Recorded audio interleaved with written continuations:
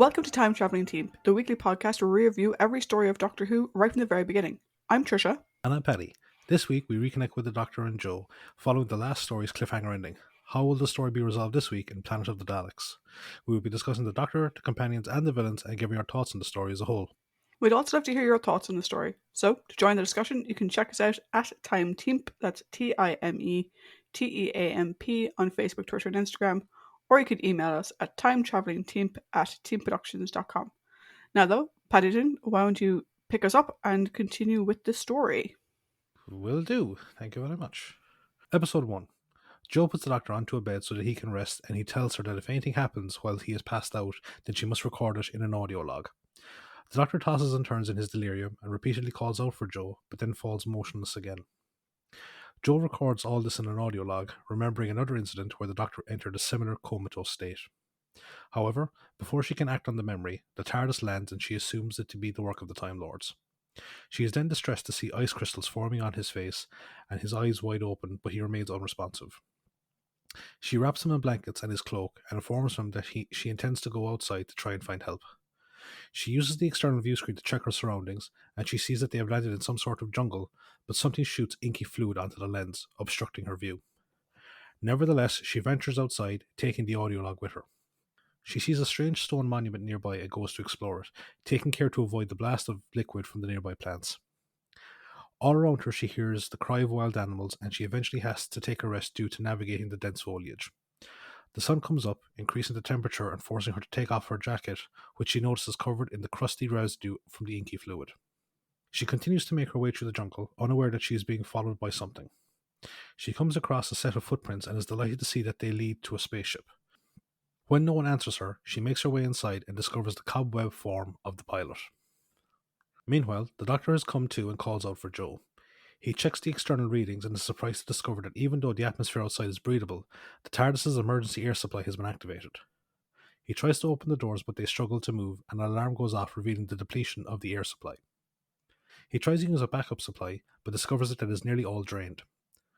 Back on the spaceship, Jo takes cover when she hears people approaching, and she is discovered by a pair of astronauts wearing similar clothing to the pilot. They hold her at gunpoint, but one of them, who seems very confused by her presence, introduces himself as Taran and his colleague Weber before asking where she comes from. They are shocked when she says that she comes from Earth, with Weber saying that it is only a legend in their people's history. She begs him to help save the Doctor, and Taran agrees to help, much to Weber's annoyance. She prepares to take them back to the TARDIS, telling them its location near the ruins, but another astronaut enters, warning them of an enemy patrol nearby. Taran tells Jo to wait in a secret compartment in the ship, whilst they lead the patrol away and go to help the Doctor. However, after they have gone, the spaceship shakes as the door opens slightly, and an invisible figure starts to rummage through the equipment. It then tries to get into the compartment where Jo is, but it leaves after it can't open the door. Back on the TARDIS, the Doctor struggles to breathe as he tries to get the doors open, but he eventually passes out. Outside, Taran and the others hack their way through the crusty residue from the inky liquid, which was causing the obstruction, and drag the Doctor outside, where he slowly recovers and thanks them. He asks for Jo, and they tell him she is safe. Weber becomes aggressive when he sees the Doctor staring at them, but he apologizes, saying that they look familiar. He then realizes that they are Thals, the ancient enemies of the Daleks. Weber is skeptical of his claims that he was present during the Dalek War, but Taran remembers the legend of the Doctor and his colleagues in overthrowing the Dalek city. Weber demands to know what he is doing on the planet, but Taran interrupts them after he notices a fungal growth appearing on the Doctor's face. He tends to it, saying that it comes from the spores emitted from the residue of the liquid from the plants. Taran says that without quick treatment, anyone that comes in contact with it will be covered in it and eventually die from it. This statement is proven to be true when back on the ship, Jo notices the spread of the fungus on her hand. Weber says that they should leave, but Taran says they need to wait for their colleague, Kotal, to return. The Doctor asks for the name of the planet that they are on, and Weber says it is called Spiridon, saying that it is effectively a dead planet due to the hostile plant and wildlife, as well as the native Spiridons, who are also invisible. The Doctor asks why they are there, but Taran says it is for a secret mission which he cannot divulge any information on. Weber angrily calls it a suicide mission, and Taran reminds him that he came voluntarily. He tells the Doctor that they were initially 7 members of the team, but now there are only 3 left. The Doctor offers the help of himself and Jo, and Taran says he will think about it, as he still does not entirely trust the Doctor. Codal returns and says that there is no sign of the Daleks, and Taryn leads them all back to the ship. As they make their way through the jungle, they are forced to stop when they hear a strange metallic sound from up ahead. The Doctor asks if it is the Spiridon, and Taryn shakes his head as Codal hands him and the Doctor an aerosol can each. The Doctor follows Taryn's guidance as he sprays the can at an invisible target, slowly revealing a Dalek. Episode 2. The Doctor and Taryn finish revealing the Dalek and discover that it is completely inoperative. The Doctor says that he has never encountered one that could go invisible before, and Codal tells him that it is a new experiment that they are working on. They have been researching the Spiridons in an effort to replicate it, but the energy requirement is too great. Codal wants to examine it, but the Doctor advises against it, saying that it could be rigged with an automatic distress beacon. They continue back to the ship, but Taryn calls a halt and takes Codal with him to scout ahead. Weber voices his annoyance at Taryn's caution and reveals that he is the medic of the group, blaming his lack of leadership skills for the deaths of the other members of the group. The Doctor asks what he would do, and Weber says that they would use their weaponry to destroy the Dalek lab on the planet. The Doctor asks if the Spiridons are working with the Daleks, and Weber says that they have most likely been subjugated by them. The Doctor turns his attention to a grouping of plants that seem to track his movements, and Weber says that they have been useful in alerting him and the others to the presence of the Spiridons. As they are talking, a tentacle approaches Weber from the undergrowth and attacks him. The Doctor rushes to help him and uses Weber's knife to cut into the tentacle, which quickly retreats to safety. Taryn and Codal return as Weber angrily shrugs away the Doctor's advice for the need for continued caution due to their hostile surroundings. Codal suddenly alerts them to movement from the plants, and they hurry to avoid the Spiridons approaching them. Back on the ship, Jo awakens on the floor, having passed out due to the effects of the fungus. She starts to record her symptoms in the audio log.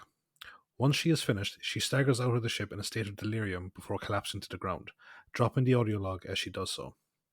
She hears something in the bushes and retreats into the ship, but falls unconscious, allowing the Spiridon to approach her.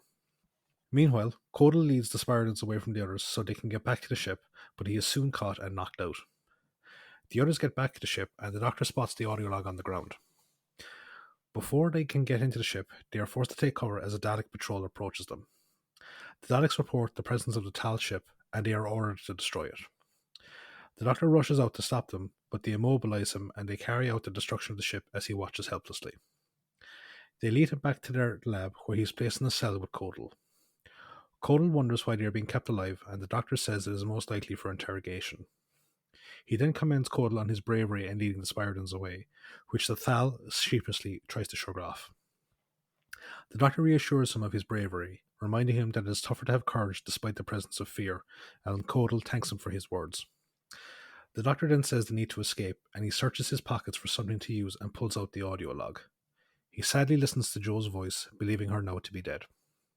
However, Jo is at that moment in a hut, covered in furs, as a Spiridon pours a mixture on the fungal mass on her arms. She wakes up in fright, but the Spiridon tells her not to move so he can treat the infection. He reveals how he took her from the ship and its destruction by the Daleks. Jo is overcome with tiredness and curiosity, and the Spiridon tells her to get rest, promising to reveal everything to her when she wakes again. Back in the Dalek lab, the section commander is informed that the Doctor and Codal are to be used as test subjects for the invisibility process after their interrogation. He is also informed of the hunt for Taryn and Weber, who left the moment after the Doctor was taken away. They have gone to recover their cache of explosives, and Weber again urges them to attack the lab. Taryn is reluctant to make a move unless there is a guaranteed chance of success. Weber's aggression gets the better of him, and he aims his blaster at Taryn, saying he will kill him unless he gives him the explosives.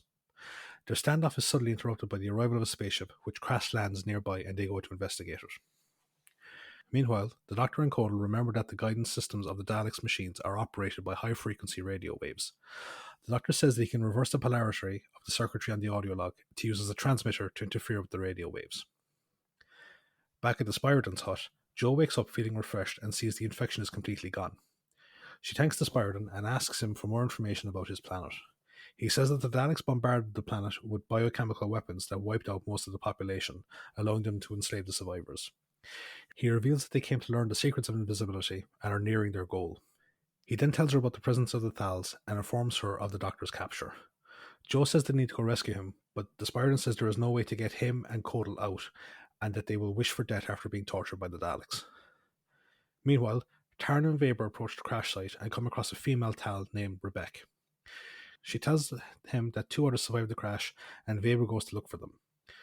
Rebecca tells Taran that they intercepted a message from the planet to the Dalek High Command, stating that the full Dalek force on the planet had been assembled, a force that numbers 10,000.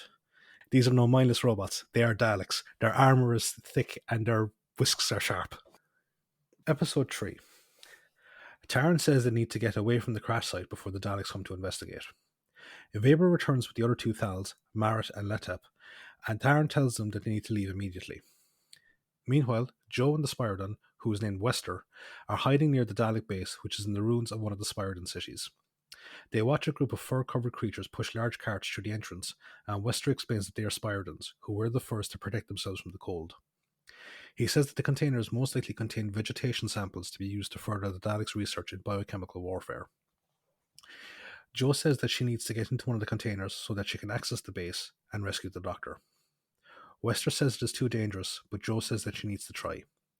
She spots one of the carts nearby, and when the Spiridons go to get more vegetation to fill it up, she crawls inside it undetected and covers herself to avoid detection. Inside their cell, Codal asks if they could use the jamming device on all the Daleks, but the Doctor says it would only work at close range and for a temporary amount of time. Back in the jungle, Taran leads the others to an opening at one of the hills from which a viscous liquid is oozing. He reveals that it is actually a molten form of ice that is periodically released from the planet's core, like lava from a volcano. He explains that the Spiridons tapped into the ice flows to provide a cooling system for the city, and they can use the connecting tunnels to get into the city undetected. However, he says it is very dangerous if they have no way of knowing how big the tunnels are the further they go on, or which is the right one. Weber returns from hiding the rest of their explosives, and Taran tells him and Latep to prepare to attack the entrance if they are successful in infiltrating the city and causing a diversion. Before they leave, Weber starts to apologize for his earlier actions, but Taran tells him to forget it. Taran and the others make their way through the tunnels and stop when they hear a rumbling sound. Mart suggests it could be an eruption and urges Taran to turn back. Taran says they need to keep going instead, as they wouldn't make it back to the surface in time, and that they would have to hope that they can find an entrance into the city soon. Inside the base, a Dalek goes to retrieve the Doctor and Codal for interrogation, but they refuse to follow it. When it enters the cell to force them out, they attack it and manage to successfully attach the jamming device to it, causing it to crash into a wall where it remains motionless. They then leave the cell and make their way through the base. Meanwhile, the cart carrying Jo has been carried inside the base, and she climbs out when the section commander is busy and takes cover behind a nearby wall. She then hears the section commander send out an alert that an ice eruption is imminent and orders all the cooling ducts to be sealed. She then overhears an alert come through that the Doctor and Codal have escaped, and the section commander orders them to be hunted down and exterminated. In the lower levels of the base, the Doctor and Codal are trying to avoid the Daleks. They try using one of the lifts, but they are only able to travel down in it as the Daleks have sealed off the upper levels. They eventually reach a floor seemingly clear of Daleks and cautiously make their way through the corridors. Meanwhile, Taran and the others are trying to outrun the ice flow caused by an eruption, and they enter a side shaft that leads them into the base. Through a mesh grill, Taran spots the Doctor and Codal and calls out to them to help them get him and the others out. Suddenly, a pair of doors start to slide across the grill, and the Doctor and Codal desperately try to keep them open so the others can get in. They are nearly caught by a pair of Daleks, but they flee the area, leaving the Daleks to get covered in the molten ice.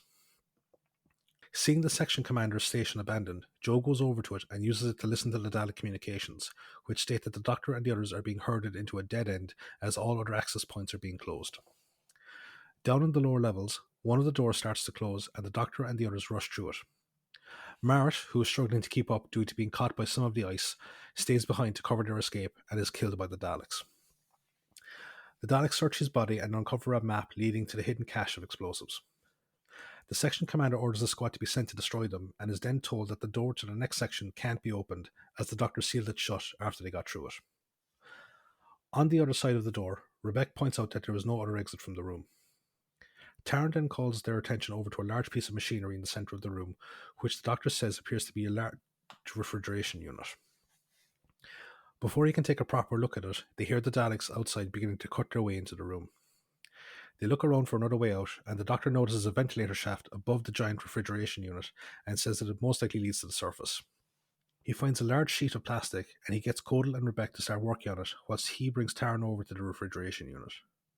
He tells them that if they can turn its power output to maximum, then the hot air caused by the regulator could create enough hot air to lift the sheet like a rudimentary hot air balloon and carry them all to safety.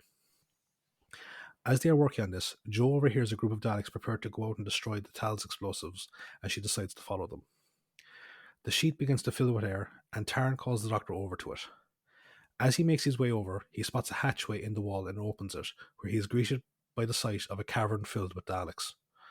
The others call him over as the Daleks have nearly finished cutting their way into the room. However, their combined weight only allows the sheet to get more than a few inches off the ground, and Rebecca cries out in distress that they are not going to make it. Episode 4. The Daleks break in just as the Doctor and the others are lifted into the vent by the sheet. They eventually manage to locate the fleeing Thals, but their weapons are out of range. The section commander orders a squad of Daleks to be sent to the surface to head them off, whilst an anti-gravity disc is to be brought into the room so they can pursue them through the ventilation shaft as well. As they near the top of the shaft, Rebecca points out that the plastic is ripping, and the Doctor tells them to try and grab the ventilation flaps at the sides. The others manage to grab onto them, but the Doctor slips and falls back down the shaft before managing to grab onto a flap. He struggles to pull himself up as a Dalek approaches, and Codal lowers a length of rope to help him out. He manages to grab onto it, and they put him to safety. Once the Doctor is out of the vent, Tarn and Rebecca push a large boulder down the vent, destroying the Dalek and sending it back down the shaft. Their escape forces the section commander to suspend all operations until the escapees are destroyed. He orders that the Spiridon slaves be used to help the Dalek forces locate and destroy the escapees.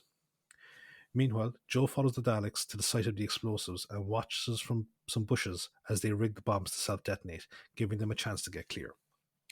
After they leave, Jo goes over to the explosives and adjusts the timers on 2 of them before she is knocked unconscious by a rock falling from above her. She wakes up just in time as the unadjusted timer reaches its detonation time, and she takes the other bombs with her as she goes to take cover. At that moment, a Dalek patrol enters the clearing and is destroyed by the detonation of the bomb. Jo then takes the bombs with her and makes her way through the jungle.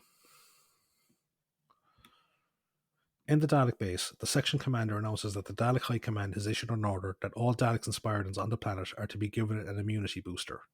He reveals that if the fugitives are not found, then the planet will be virus bombed, and any life form without the immunity will die. Meanwhile, Jo spots the Thals and she joyously reunites with the Doctor, who is equally happy to see her alive. The Doctor takes her aside as she excitedly tells him everything that has happened since they arrived on the planet, and the Thals rest as they wait for them. When they are alone, Taryn and Rebecca argue over her presence on the planet as he did not want her going on the mission. Codal, sensing that an awkward conversation is about to take place, offers to go on guard and gives them a chance to talk in private. Taryn reveals that he didn't want her on the mission because his love for her will cloud his judgment and his decision-making.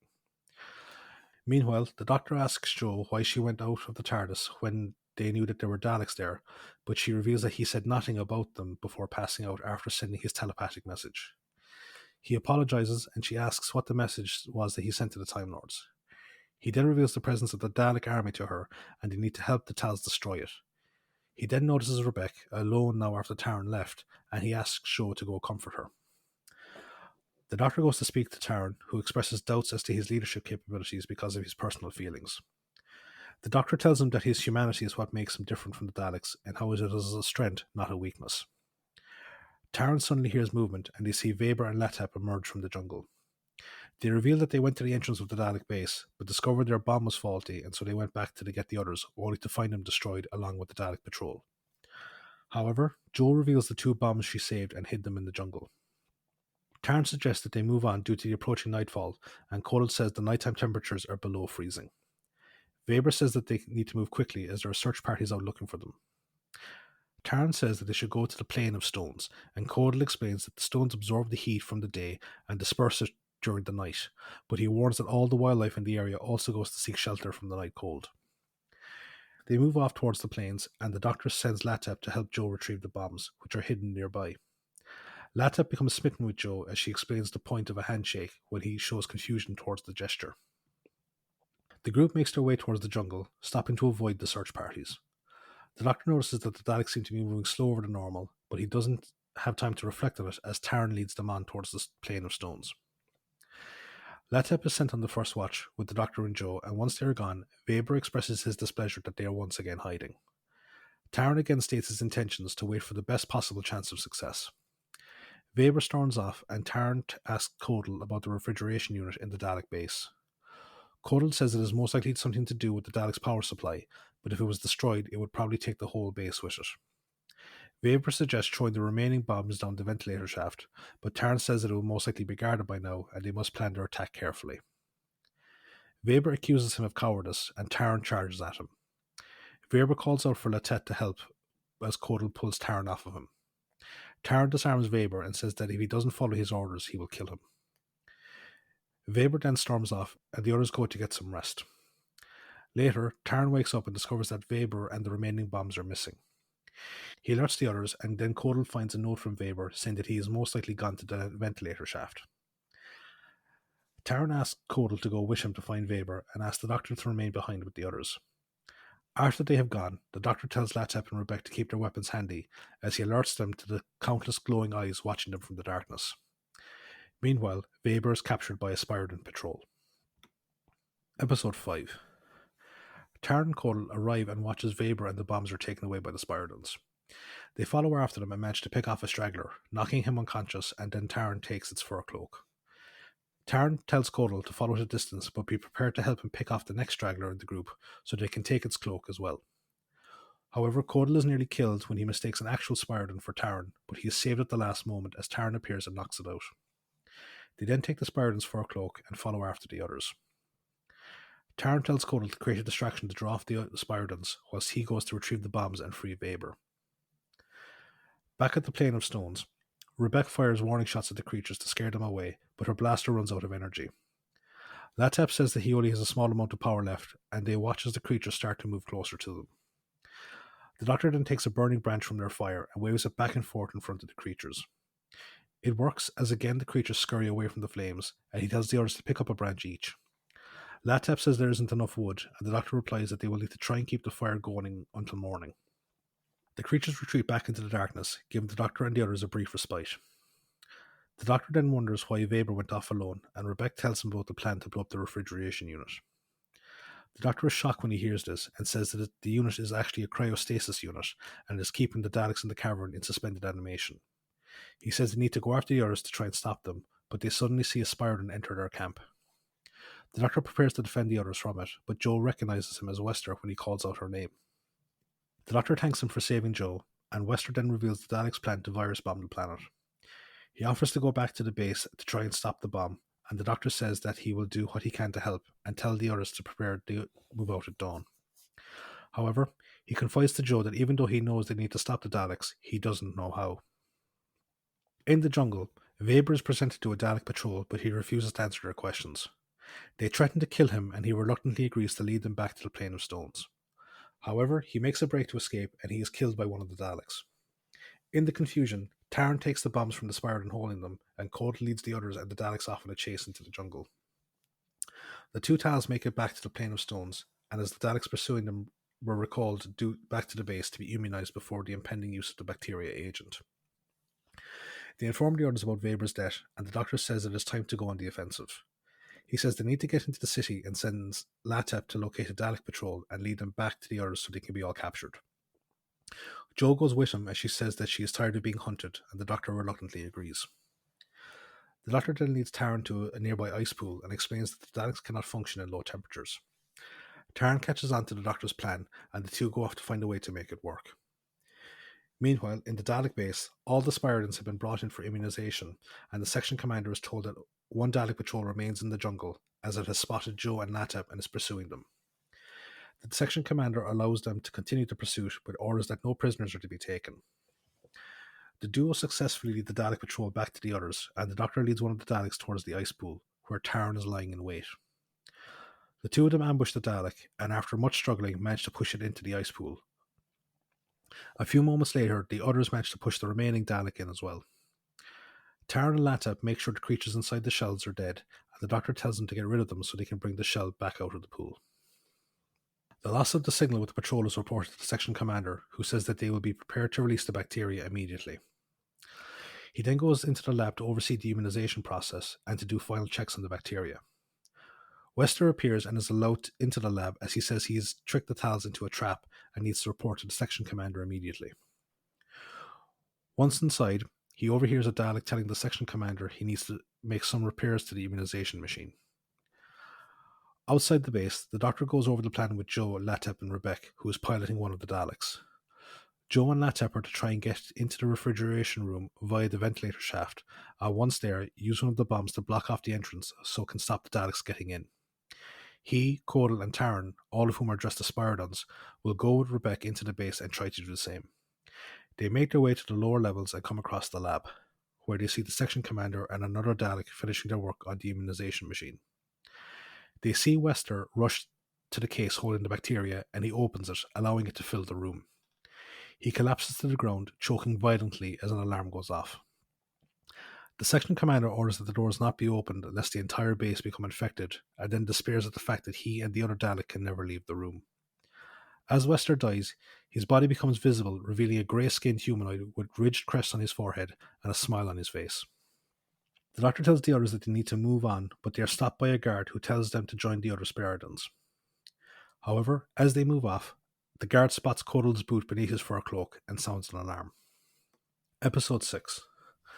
The Doctor throws his cloak over the guard to obscure its vision, and then he and the others rush down the corridors pursued by more guards.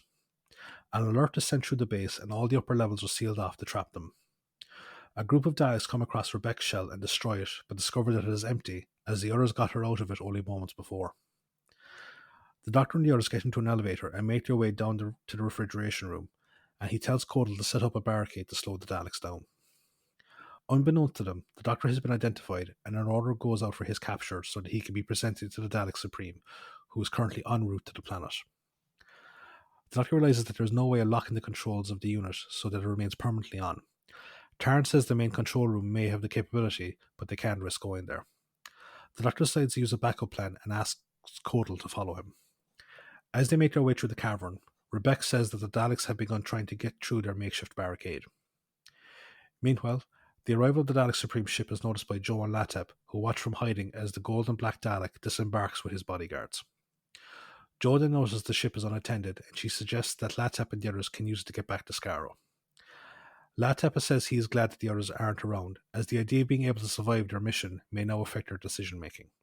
He also makes an inference that his judgment is already being impaired due to an attraction to Jo, but she says they need to get back to the task at hand.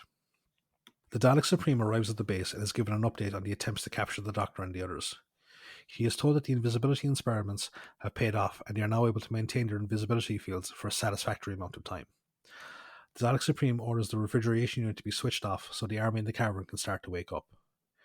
He then confronts the section commander second in command and berates him for the disruptions the Doctor and the Thals have caused. The second in command tries to make excuses for his failures, but he is killed by the Dalek Supreme.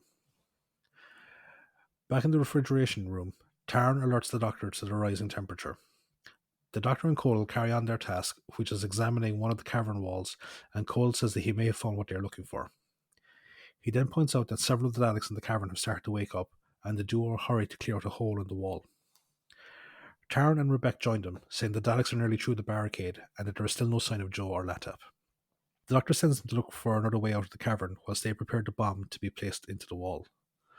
Suddenly, one of the awakening Daleks knocks the bomb off the platform into the midst of several other Daleks. The Doctor carefully makes his way down to retrieve it, but when he returns with it, Codal says the timing mechanism was damaged in the fall. Cole tries to repair it as Taryn and Rebecca return, saying that they've found a way to the surface.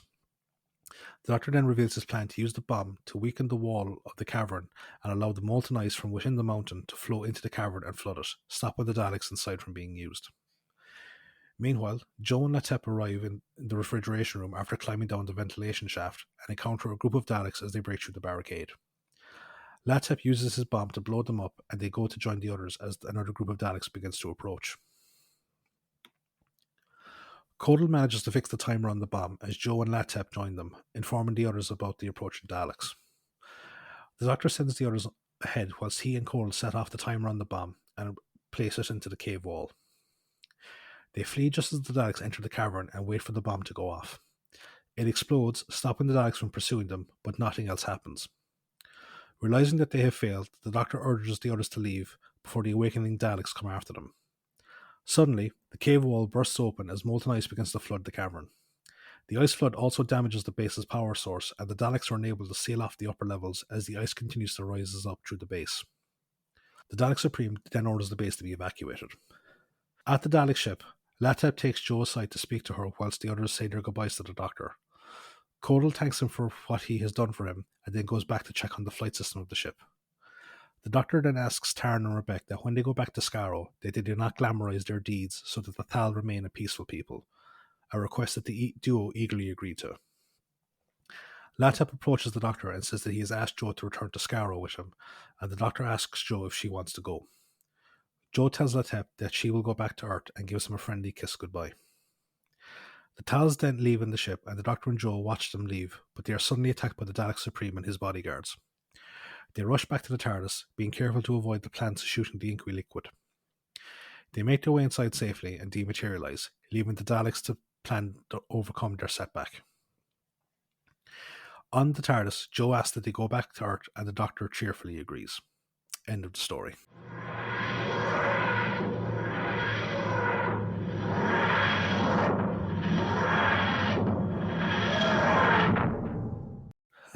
So now that the cliffhanger has been successfully resolved, we're going to celebrate at the trivia spot. So what have you got for us this week? Cool. So Planet of the Daleks aired from the 7th of April to the 12th of May 1973.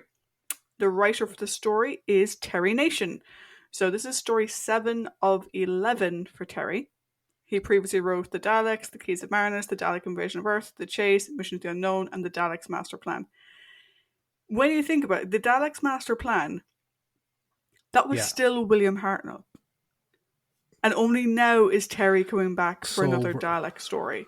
So it's been a while since he's been around. Master Plan was 64? No, 65. Sorry, 65. Yeah. Jeez, yeah, that's it's been a while. 8 years.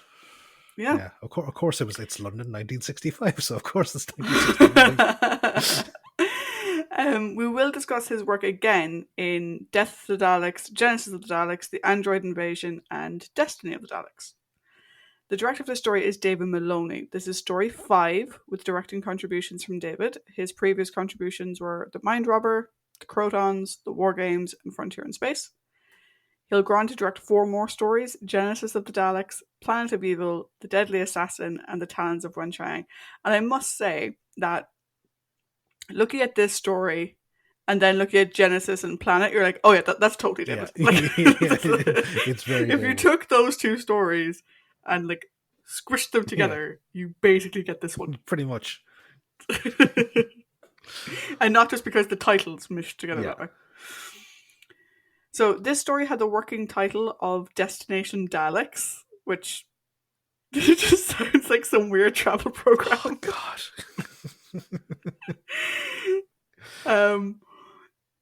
It is both, and we discussed this a little bit last week, and you were trying to sort of, you weren't saying I was wrong, but you were like, oh yeah, I suppose, and you messaged in the week, yeah, no, you're right. It's both a direct continuation of last week's Frontier in Space, and it's a direct sequel to the Daleks. I got my timelines confuzzled. Yeah. Interestingly, so it's been a long time, like we said, since Terry Nation has written a story for Doctor Who.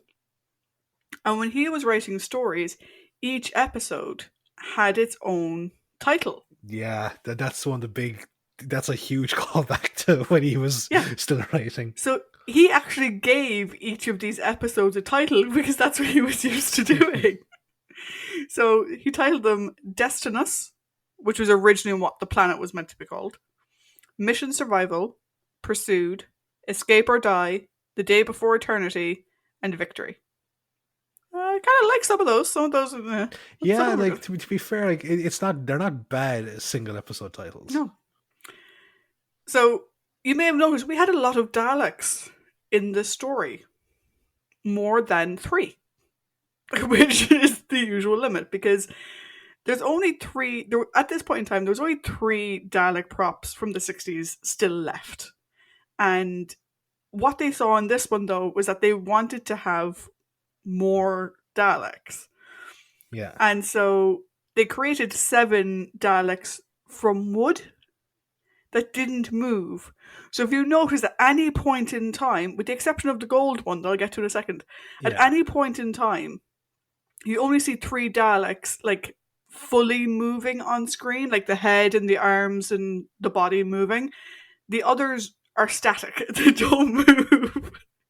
Which makes the setup of shots very interesting because you're like, oh, you have to film this one, and then like before you cut to that view, you have to stop and probably swap them out so that that one can move and that one is static. It's really mental when you think about it in that way. Before you go on, I had a really like mean thought in my head, and I was like, okay, so it's been, we said, nearly 8 years since Terry Nation wrote for Doctor Who. His last story was the Daleks Master Plan. The last episode that he wrote was episode 7. Yeah, it was. So like I was just having this picture of like the BBC execs with like that Krusty the Clown face going like, what the hell was that? And they were just like, no, Terry, no more for 8 One years. thing I've found is that, like, we've mentioned before that you and I are part of this really good Facebook group Yeah. for Doctor Who fans, and some people really liked that episode. I'm like, really? They do, like, and it's like I was going, I'm not gonna like, harsh on that at all. It's just like, no. Yeah, so we have 7 wooden Daleks in this story. We also have the gold Dalek, so the Supreme Dalek is gold, and that's actually one of Terry Nation's Daleks. And when I say one of Terry Nation's Daleks, I mean he owns it. After the Dalek movies that Terry did, he had 4 Dalek props that are his. So he gave them one of them. They redressed it a little bit, like redid the color job and stuff like that. But that Supreme Dalek, it has different lights on its head. The eye stalk is more of a torch than the little blue thing. That's actually one of Terry's Daleks from the movies. And then, of course, we have the other Daleks, which are the Daleks in stasis that we sort of see in the movie. Those are like little figurines. They're like little toys. Just sort of whizzy around the place, which is quite funny when you look at it because you can kind of imagine those are the toys that they sold at the time, and they just got to rake them and just pop them in the sea. You can just imagine like the prop guy's gotta go with like the pull back and go ones, just wee. So episode 5 was originally meant to end with all of the Thals being massacred by the Daleks. Ooh.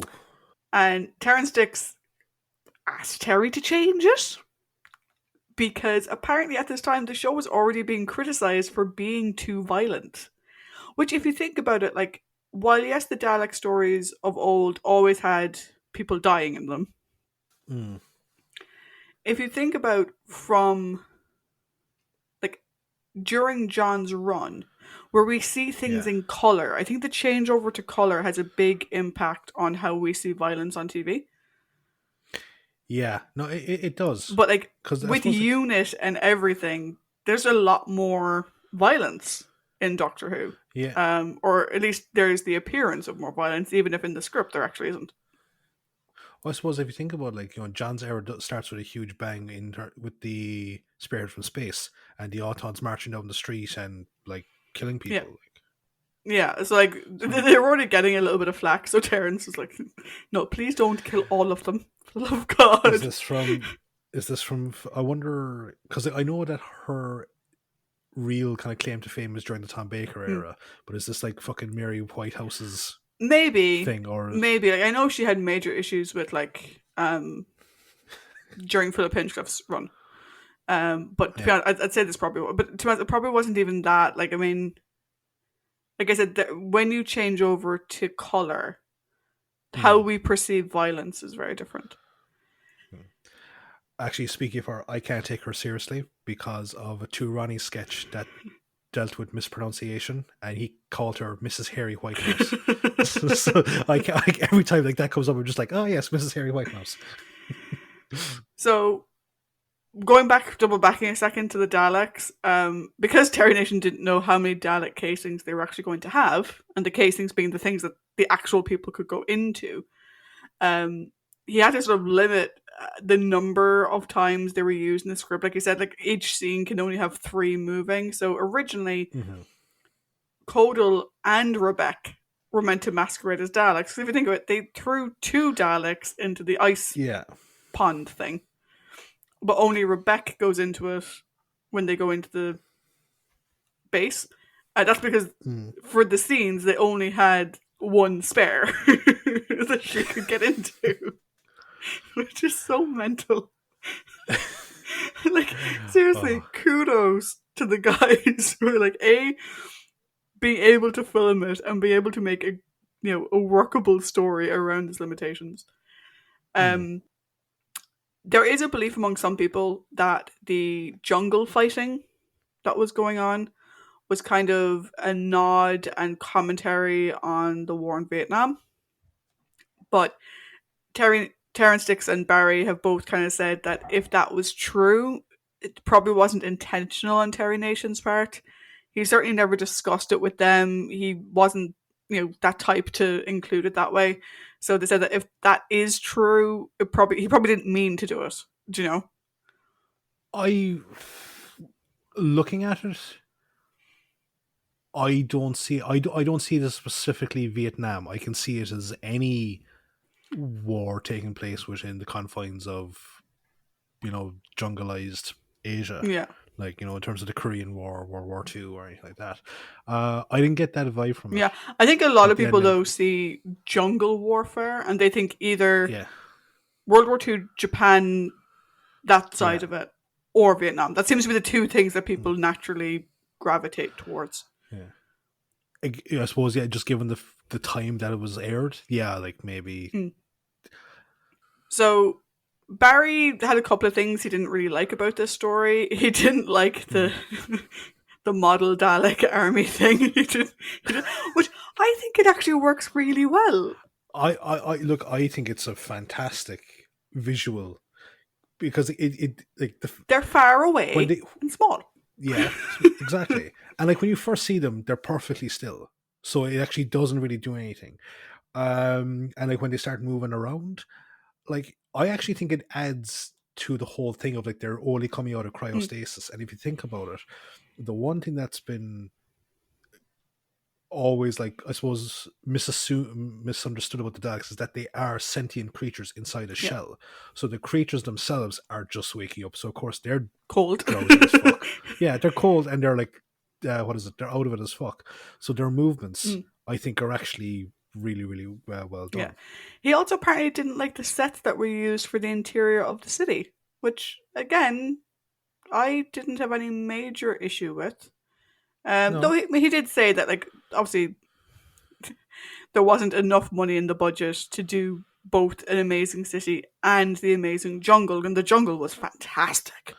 oh, the jungle is so good. Again, there's going to be, like, it really reminded me of a story that we're going to get to in Tom Baker's run that is also helmed by by David Maloney. Doctor Who has like turned me off jungles for life. Like, because if you think about it, you had the chase, which the planet that the mechanoids Mm, are on. Then you had Mission to the Unknown, mm, just which itself is just. And then I suppose, yeah, if you do, there's like Kemble, the first couple of episodes of Dalek's Master Plan. mm. Yeah, no, Yeah, well, you also have, like, you in know, the first Dalek story, or the the Petrified Petrified Jungle. Jungle as Yeah, well, and there's also yeah, in Keys of Marinus. yeah. Oh Christ, there's an awful lot of Yeah. jungles. Yeah, no, like it. So, according to the info text that you can see on the DVDs, at one point they wanted all of the on-screen actors, including the guys inside the Daleks, Mm-hmm. to wear makeup. Because it was kind of thought that you might be able to see the actor through, like, the mesh that they see out of from the Dalek. Mm-hmm. The operators didn't like this, so one day they dressed up their Daleks as women, and Michael Risher and Roy Skelton, who do the voices, they provided suitably camp voices for the Daleks. For fuck's sake. Which, in fairness, I can kind of understand where the guys are coming from. At the same time, I would Yeah. also understand where the production is coming from. Yeah, because like I don't think it's an unreasonable request. I think at one point, I think it's when Rebecca is in the that you can see through the mesh. For Rebecca, it makes sense though, Yeah, because her head would be in line with the mesh, whereas an actual yeah, Dalek is actually positioned below it. below the mesh. Yeah. But yeah, so Every time though, like I've said, Rebecca, all I could think of is the Prince of Orange's fucking general from Sharp's Waterloo, Rebecca. So a little bit on naming for some of our characters. So Latap was originally meant to be called. Now I read this as Petal. I'm assuming it was meant to Yeah. be Petal or something like that. Mm-hmm. But it was changed because in Frontier in Space we had a character called Patel. Yeah. And so they're like, that makes no sense. So they just did Patal backwards and got Latap instead. Which I am curious, were they planning on calling him Petal? Possibly he could have Like, been. come He here, could have had Petal. the Thal. He could have had the Tal equivalent to like Johnny Cash's dad. A boy named Sue, a boy named Petal. And the character of Rebecca, who, other than Jo, is the only female character we see in these 6 episodes, she was added at the instance, apparently, of Barry and Terence, who wanted more variety on screen. They wanted someone that the female audience could connect with. And she was named after Terry Nation's daughter, Rebecca. I think that's a very sweet thing. It is a very sweet thing. But then when you just hear like oh, the name is Rebecca, I'm like, for fuck's sake, lads! Like, did he just run out of like really fancy sounding alien names, or like, can he read out? There was no more ingredients he could read off the back of a fucking tin or something. Okay, let's get into our cast proper, shall we? So as Taran, we have Bernard Horsfall. Horsfall? Horsfoll. Is it actually Horsfall? I think it's Horsfall. Okay. Yeah. This is his 3rd appearance in Doctor Who. We previously saw him in The Mind Rubber, where he was Gulliver. Then he was in the War Games as a Time Lord. Oh, not just any Time Lord, the Time Lord that actually passes the sentence. And we'll see him again in The Deadly Assassin. His non-Who credits include The Avengers, Ivanhoe, Jack O'Norrie, The Jewel in the Crown, Casualty, and Braveheart. Bernard passed away in 2013. You're thinking, who is he in Braveheart now, aren't you? Yep, absolutely. I'm going to go on to Weber while you look that up. Do you do that? So Weber is played by Prentice Hancock. So this is the 2nd of 4 Doctor Who appearances for Prentice. We previously saw him in Spearhead from Space. And we'll see him again in Planet of Evil, where he essentially plays the same character, and the Ribos Operation. His non-Who credits include Outlander, Kappa 2, Chucky's Challenge, Chucky's Children, Space 1999, Life and Death of Penelope, and Spy Trap. Who was Bernard Horsfall in Braveheart? He is in a scene in after. It's after the first battle. He's one of the nobles that petitions William Wallace to back a claim. Okay. Yeah. Next, as Codal, we have Tim Priest. This is Tim's only on-screen Doctor Who appearance, though he was also in a Doctor Who audio story called He Jests at Scars. His non-Who credits include The Ghostwriter, Ivanhoe, Porterhouse Blue, Vanity Fair, The Bill, The Legacy of Reginald Perrin, and The Rise and Fall of Reginald Perrin. Latap is played by Alan Tucker. This is his only Doctor Who acting credit. His non-Who credits include The Wars of the Roses, Macbeth, Softly Softly, Z-Cars, UFO, and I, Claudius. Alan passed away in 2016. As Rebecca, we have Jane Howe. This is again the only Doctor Who acting credit for Jane. Her non-Who work includes General Hospital, Lovejoy, Heartbeat, Agatha Christie's Poirot, Miss Potter, Cruella, and His Dark Materials. The voice of Wester is provided by Roy Skelton. This is his X story. I clearly didn't count. It's his numerous story. 4, 5, 6, 7. This is his 8th story. There we go. His other stories were The Ark, where he did the voice of the Manoids, The 10th Planet, The Evil of the Daleks, The Ice Warriors, The Wheel in Space, The Crotons, and Colony in Space. He also has credits in The Green Death, Genesis of the Daleks, The Android Invasion, The Hand of Fear, Destiny of the Daleks, The Five Doctors, Revelation of the Daleks, Remembrance of the Daleks, and The Curse of the Fatal Death. A lot of these are Dalek voices or Cyberman voices. Yeah, I think it was like his first physical appearance is Yeah. Colony. That Yeah. is, he only has one, two.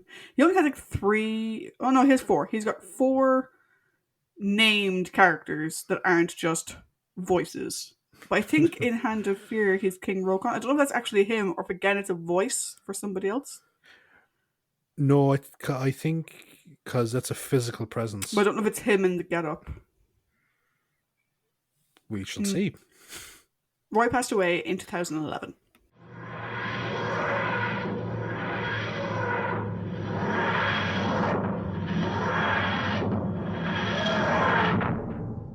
Cool. So on to our character discussion, the meat and bones of the podcast, as 'twere. So we have the Yes. Doctor. Then we have, okay, so for companions, I go see if you're on the same boat with me on this. So for companions, I did Jo, Taran, Weber, and Kodal, because those are the three that are pretty much there from the start. I did not include Weber as a companion. I have him down as a prominent character. Okay. So then in prominent characters, you have Weber, and then there's Latep, Rebecca, and Wester, Yep. with the only villains being the Daleks. Yes, exactly. Okay, it'll be interesting when we get to Weber, so. But first we have the Doctor, the man himself. Paddington, thoughts, please? So, a very strong showing from the Doctor here, I thought. And quite possibly some of my favourite John Pertwee moments from the entire run so far. I'll get to it as we go around, I suppose, throughout the whole thing, but like this is such a great performance by him. Really, really is. Like, and it's definitely a contender for Rambling in terms of the top performances. Yeah, I'd agree. Like his heart-to-hearts with Kodal in the jail cell, with Taran both times in terms of like talking about it's okay to realize that you're only human when you're coming to make these decisions, or you're only Thal. Did you on occasion refer to Thals as humans in this? No, I said humanity. I said no, but they do in the story. They do sometimes use human, meaning humanoid. Yeah, but they do sometimes use the word human. Go on. Sorry, I interrupted you. No, because I was just like, it's humanity. Like I can't really say there's Scaroni in this because it's either you're a scumbag or you're okay. But yeah, like no, that, and also at the very end, his like, don't make a glory out of this mission. It was something that you had to do, but don't make it something that it's going to be like a recruitment poster as such. That's a total Barry speech at the end. Oh, it's incredibly Barry, and it's like there's a nice lot of throwbacks to like his previous incarnations with that kind of stuff, like because you can see Troughton having that type of conversation with Kodal, or you can see Hartnell having that conversation at the end with Taran and Rebecca. So like I made a comment earlier on the Facebook page because someone asked like, oh, who do you think best embodies Hartnell's Doctor in the later generations, or later, and I just said, I don't think any one of them does it. I think everyone takes on the traits of the previous incarnations, so all of them have an element of Hartnell in them. Yeah, some more so than others, or some are stronger than others, but everyone has like those moments that kind of come back from. A good example of John's is Azal. I don't want it. I don't want this power. You can see Hartnell having something like that. Jumping the timeline massively, I think the one that I have seen the most of that rings the biggest, like, this is the same character as William Hartnell's Doctor, is Sylvester McCoy. Yeah, yes, a lot of people have said that. Also, a lot of people say Peter Capaldi. But back to John, you see that nice through line of just the other versions of him being the same character. His reunion with Jo, I think, is very sweet because you can see, like we've talked about their growing relationship. Yeah. And how it's no longer he'll make the smart ass comment or anything like that now. so we actually see how much she actually means to him. Like, listening to the recorder, and it was just a very nice reunion, I thought. And one thing that I did love, and I have to really commend Terry about this, is that there's no direct confrontation between the Doctor and the Dalek Supreme or anything like that. Because like it gives the Doctor a chance to leave his ego at the door, because we know that the Doctor can be egotistical, especially when facing down the big bad. Here, I like the fact that there's no direct confrontation, because he understands the scope of what's happening. 10,000 fucking Daleks, and like they continually say like this is the largest Dalek warforce ever assembled, and which makes you kind of wonder like what was the size of the force in the Daleks' master plan. But see, I think the Daleks' master plan comes after this. See, this is the thing that we don't get. So we know that this takes place hundreds of years after the Daleks. Yeah. And it takes place in the Doctor's personal timeline immediately after Frontier in Space. Yeah. But we have no idea, where does the chase fit in? Where does Dalek's master plan fit in? Where does Evil of the Daleks? We have no idea where the others fit in the Daleks timeline. Yeah. Because given the fact that they described this as a direct sequel to the previous one, I would see this, or to the Daleks, I would see this as being, this is the Daleks preparing to go beyond their current, like, beyond Scarrow, beyond the surrounding systems. That's the way I saw it. So I would consider this to be probably before you see, it's the chase and stuff. Because again, like, it comes into like, when do they develop time travel? Because like I can't remember now, but the invasion force that goes to Earth, I actually can't remember if that was one that was allowed because they had mastered time travel, or was it something else? That's where it gets a bit. Yeah, it gets a bit confusing, wibbly wobbly, timey wimey. Yeah, but no, like I love the fact there's no direct confrontation. Yeah, and it's just dismantling the war machine, not having a go at like the head honcho type thing, which I don't think which. I'm trying to remember the last Dalek story where there is no direct confrontation between the Doctor and the Daleks. I don't think there's been one where he hasn't actually like had a speech against them. Day of the Daleks? Did he have a speech against them there? I don't think so. I can't remember. Because he was dealing with the human counterpart. Yeah, he was dealing with the controller. Maybe, yeah. But either way, it's a nice, refreshing change of pace, I think. I think it's good to avoid having the Doctor in that situation as well, because it's very awkward to write him out of it. Yeah. So you're kind of writing yourself into a hole, whereas here, you don't have to go up with some over-the-top way for him to get out of the situation, because you never put him in it in the first place. Yeah. Which I think is something that Terry is actually very good at. In the stories he's done, he never writes people into a situation that he can't get them back out of. That is true. In a way that makes sense and doesn't sort of take you out of the story. I think maybe the only time was like when in Invasion of Earth, when like Ian like plummets down the fucking chute and doesn't break his legs somehow. All those years playing basketball, is it? But no, I have to say, like, this is definitely one of the strongest performances from this version of the Doctor. Yeah, I'd agree. I think this is a great story for John all round. And what I like about it is that the strength of the performance here, yes, it's John, and John deserves a lot of credit, but it's not John alone. I think what makes the Doctor great in the story is his interactions with everybody else. Definitely. So, like you said, you mentioned how he worked with Codal, how he worked with Taryn.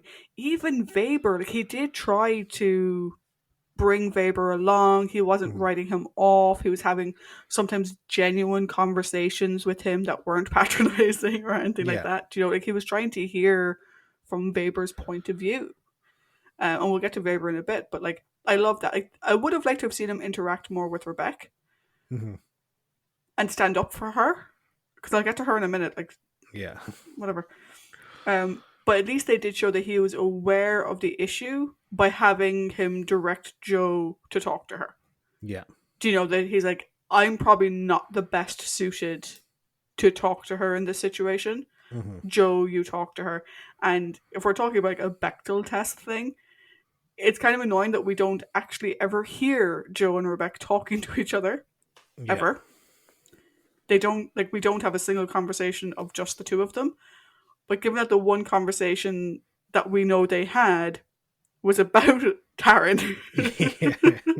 I'm kind of glad that it wasn't Yeah. like they had one conversation where they talked about a guy. You know, Yeah. kind of glad to hear that. The one thing that I thought was a bit interesting is when the Daleks destroyed the ship and he thought Mm-hmm. Jo was dead, you can see this utter devastation on his Mm-hmm. face. And when he plays back the tape, I would have loved to have more of him listening to the tape Mm-hmm. because Jo commented on a lot and he doesn't get to hear all of it because he dismantles the fucking thing after like the Yeah. first two sentences. But he does. How about? He does get over her quote unquote death quite quickly. Either that or he's incredibly good at compartmentalizing. I would say the compartmentalization. Yeah, I think that's aspect. what it's meant to come across as. Yeah. But like if you were only watching this story and you hadn't seen their relationship develop, you kind of go, Mm.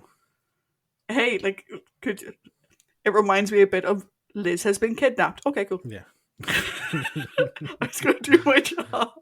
Well, see, this is the thing. Like, you know, like he at least knew, or like he assumed he knew that Jo was dead. So, Yeah. yeah. Also, because it's the 70s, I'm not sure if they had ever thought of, like, you know, like, I'm pretty sure like there was a tape in that recorder, and he just took the fucking tape out, and it was like, I listened to it on the TARDIS. I don't think so. But because it pops open like a fucking Walkman. Yeah, but there's no tape inside. There's mechanics inside. True, yeah. And he reversed the polarity, which I'm guessing wipes the fucking memory. I'm actually a bit miffed about it because Jo did so. We're going to talk about Jo. She did so good at sort of cataloging everything. It's like this little sort of captain's log that she kind of had for herself. That's very sweet, do you know? And because I was waiting to hear his, because the last thing she says into it is that her arm is going numb. And I was waiting for him to find it and to be like, what the hell, her arm's going numb, and for the others to tell him what happens with this fungus. Yeah. But then the Daleks destroyed the ship. I was like, holy shit, I wasn't expecting him to think that had happened. I thought he was going to think like, oh no, she's died because of a fungus or something. Yeah. But yeah, no, it's... Also, if he had listened to the entire tape, he maybe would have known why she left the ship. True. Why did you leave the ship? Well, I wrote it on that tape that you told me. I said it into that tape you told me to. But that ruins that ruins the dramatic reunion. Oh. So, speaking of the lady herself, will we move over? Yeah. I am really loving Jo at the moment. This is her season. This really is her season. It really is. You know, Jo has really, and we've talked about it ad nauseum, but like she has really gone from strength to strength. And I do think, you know, you've talked about before how one of the things that you really like about Classic Who, when it's done well, it's why, you know, the Barbara and Ian period works so well, is that the companion can fuck off and have their own story that dovetails into the overall plot. Outside of the stories from the classic era, it is my favorite aspect of the entire thing that the character. And I had a conversation there recently enough where someone said that, oh, modern Who or the revival era fixed the whole thing with companions, like it gave them like more agency. Yeah, it gave more agency. They weren't just asking questions. And I'm like, well, to be fair, a lot of companions in the classic era had that agency and were able to carry the story on by themselves. Yeah, I think this is I think for Jo's run, I think this, more so than any of the ones we've had before for Jo, is probably because they don't reunite until the end of episode 4 or halfway through episode 4. Let me just see there. I think it might be halfway through episode 4. Yeah, so like, and they separate at the beginning of episode 1. Do you know? No, sorry, it's halfway through episode 3 that they Yeah. reunite. Yeah, halfway through episode 3. But like, she has this adventure on her own, builds dynamics and relationships on her own, has amazing feats of bravery Hmm. on her own, and intelligence, and like gets to show all of her skills, and it dovetails really nicely back into the overall plot. Yeah, like this is almost her crusade. You Yeah. know, yeah. And what I really like about it as well is that, like, because watching it first, I was like, she went to all this effort to get into the base to rescue the doctor. And then she just leaves Hmm. without even seeing him. I was like, what the hell? But no, she's listening to what's happening on the radio. Yeah. She knows that he's at liberty in the base. And then she hears them talking about the bombs. And she's doing, he's fine. He'll do his bit. I'm going to solve the bomb problem. Mhm.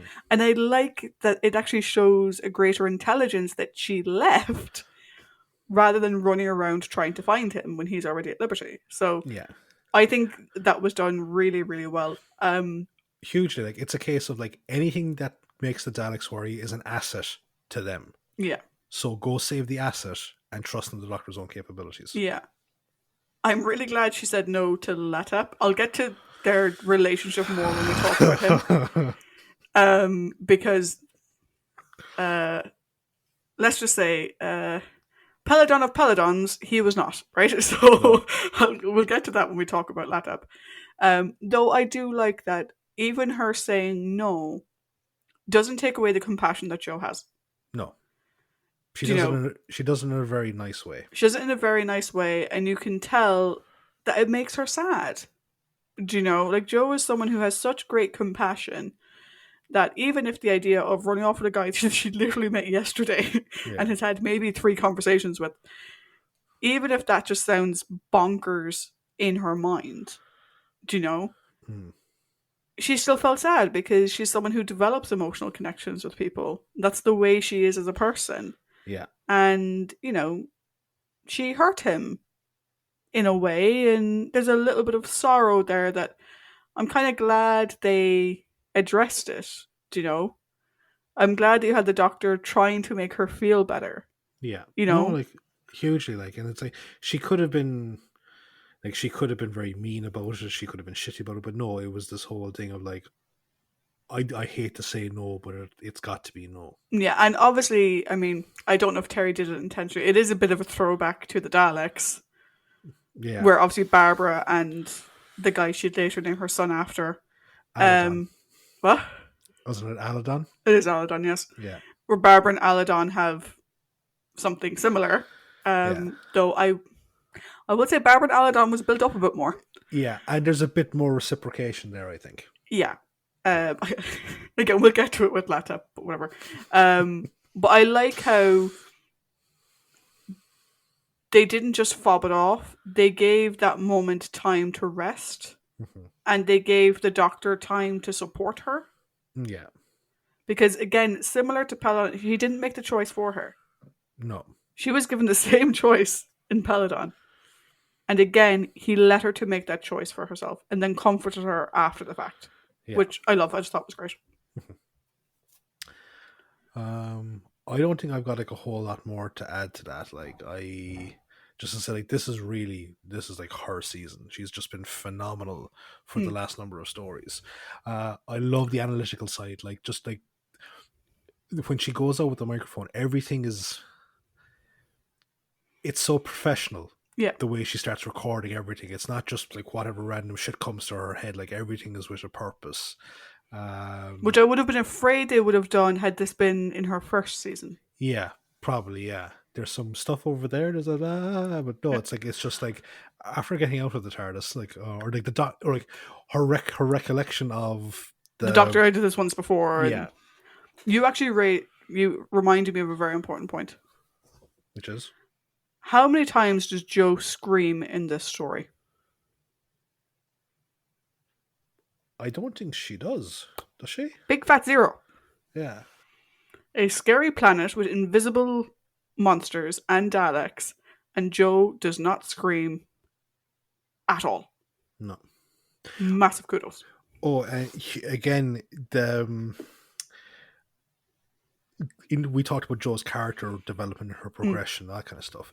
Her interactions with Wester, I love it because, like, again, spooky, invisible fucking thing. You know no idea what's going on, yet you trust what he's saying as such, and, like, you're not really in the best shape to fucking defend yourself because of whatever. But she's a good read of people, I think. Yeah. Katie Manning told a great story about that. So obviously, the cups and stuff, that was all CSO, right? So Katie had to act her heart out because she was amazing in those scenes. Her acting was phenomenal in those scenes. She had to act her heart out while keeping an eye on a screen really far away so she could tell where her eye line should be for where the bowls were. And if you remember, Katie is only partially sighted. Yes. And she was not wearing her glasses. She had no fucking clue what she was looking at. She had no clue she was looking in the right direction. She was trying to manage all that and act at the same time. So kudos to Katie Manning because she sold it 110%. Like, just everything about her bravery, her ingenuity, like turning the timers back on the bombs because, like, I don't know how to disarm them, but I know how to fucking turn a timer. A dial. Yeah, exactly. And again, just the whole thing of, like, not trying to turn back the dial of the bomb that was about to explode. It was like, no, just get what I can and get the fuck out of there. Because some people would actually try to turn back the dial. No, her fucking rambling next week is going to be tough. It's going to be so hard. It's going to be so fucking hard. It really is. And, like, I've said it before, and, like, I really have to give all the kudos in the world to Katie Manning because with the little I had seen of Jo before this, I was not expecting, at the end of what's now her third season, I was not expecting to be so conflicted around what her top episodes were. Absolutely. Like, it is fucking, there's like we have to pick 3 and there's at least 6 for top contender. Also, this will probably be the longest stretch we've had without a rambling because of the fact that it's a solo companion. Yeah. Liz was so long ago. Yeah. She was relatively easy compared to... Well, yeah, we just ordered hers. Yeah, exactly. Like, what fucking hell, like. Cool. So, Taryn, next. Dude, I liked you a lot until you treated your girlfriend, wife, whatever the fuck she is, like total shit. Yeah, I was going to say, let's get the negative out of the way first. Like, stop being a prick to Rebek. Like, I'll get into this more when I'm talking about Rebek, but... Dude, it's not like she stowed away on the ship. Whoever your commanding structure is agreed that she should go. Which means they didn't have an issue with the fact that her husband, boyfriend, partner... I just think boyfriend... was on the other ship. Yeah, whatever. It's boyfriend. Well, I don't think it would even be boyfriend by the time this is over if it was me, but anyway. He treats her like absolute shit. Yeah, because, like, that's the thing. Like, they're constantly told that everyone that was selected for the missions is incredibly qualified. It's not like a Jesus Christ, anyone will fucking do, you know? Yeah, they all volunteered. They all volunteered. Like, 600 people volunteered. Yeah, and Codal was saying that, like, everyone in the engineering corps volunteered. That doesn't mean that they were all eligible. It means they all volunteered. And, like, okay, no, right. This is the thing, okay? I can appreciate that he understands his judgment will be impaired because of his emotional connection to her. I can appreciate that he has that level of understanding, but he blows completely out of proportion. I think he told her that if the mission failed, it would be her fault. Yeah, exactly. No, that it's like you can say something like, like, I'm not sure if I can actually make the decisions that I'm going to have to make now, knowing you're a factor, which is still not great, but at least there's a it's because I'm thinking about you and my feelings towards you, not as a sort of like, you fucked the whole thing now, you stupid fucking. But as well, I mean, okay, so let's put it this way, right? So that's the negative part of him, right? Mhm. He is a good leader. He is very considered. He's much more reserved than Weber, Mhm. and he's but like, he's less likely to take risks anyway. Yeah. Do you know? Like the doctor says that, like, oh, him showing his humanity or his fallenness, um, doesn't make him a bad leader. It makes him a Mm. good. He was doing that anyway. He was saying Yeah. like he was not going to commit to a plan until he was sure it could succeed because he didn't want to waste lives on a useless endeavor. Oh Her being there doesn't change that. no, it doesn't, like, okay, like, right, because like I empathize a lot with Taran's mentality, okay? Because I play a lot of strategy games, or I play a lot of games where, like, for example, like Knights of the Old Republic, or those big group RPGs where permadeath is a thing for your characters. Yeah. And it's like, okay, I don't like making a tactical decision unless I'm guaranteed like a very high percentage outcome to get what I want. Because with games like Mass Effect or Knights of the Old Republic, I grow quite attached to certain characters and I don't want to see them die on my watch. The same way with games like, say, Age of Empires or Total War, I don't want to get into a siege battle or something like that unless I know that I have a very good chance of success on the first go. So not wanting to Leroy Jenkins the whole thing, I'm well on board with that. But when you have this team of individuals that you are greatly attached to, you are going to have to make a fucking decision. But you can't like proactively blame somebody. Oh, if it fucking comes out wrong, it's your fault. It's like, no, you can't fucking do that. I'm sorry. Yeah, I mean, thinking to other other shows that had a similar thing, Jack never said that to Sam. No. Jean-Luc never said that to Beverly. Beverly fucking said the other way around. Yeah. Like, I mean, okay, yeah, there was that episode where he dated Nella Darren and he kind of proved that he couldn't do it, but like, that's beside the point. Yeah. Um, that wasn't true love. No, it wasn't. But like, he never would have said to, like, okay, so I'm going to take an example, right? The High Ground, one of my favorite TNG episodes, right? Another Beverly nearly says something and then she doesn't. Fucking reasons. They both get captured at one point in the story. And Picard says that it wouldn't have happened if she had followed his orders, which is true. And her response is, well, if you gave reasonable orders, I would obey. But he never says that the reason he lets her get away with being so fucking insubordinate is because he's madly in love with her. Yeah. Or because they're friends. Or whatever. Because that's not her fault. That's his fault. Yeah. Oh, it was just like, because like, the way, imagine, like, it's like, Taran's whole thing is like, it's like a roller coaster. Yeah, like, I'm on board. I'm like, Team Taran, all that kind of stuff. Then it's like, it's all your fucking fault or something. It's just, oh, that's a huge dip, and I'm not sure if I'm going to trust the ride for the rest of the fucking thing. Like, she says that, like, she was always on the backup crew. He fucking knew that. Like, surely he knew that she was on the backup ship. Oh, and if he did, when he's like, well, it's okay if she's on the backup ship because the backup ship has to go, then I'm fucking dead. It's like, oh yeah, that's nice. You had no issue with her coming to find your dead corpse, but you have an issue with her coming and finding you alive. But like, the thing is, right? Okay, you're all resigned to the fact that it's a suicide mission. You're all resigned to that. So when she lands on the planet, okay, be angry with her with the fact that she's now also going to die, not for the fact that, oh, well, the fucking mission fails. It's like, no, she's going to have to fucking, oh god, I was just so fucking mad at that guy. Let's move on to Codal. Okay, I need to ask you a question about Codal, right? So I love Codal's interactions with the Doctor. I think they're so sweet. And I love his little back and forth at the end. Did you get a little bit of a coming out analogy from Codal? Like, my first note is here, oh, cowardly lion, you had the courage in you all along.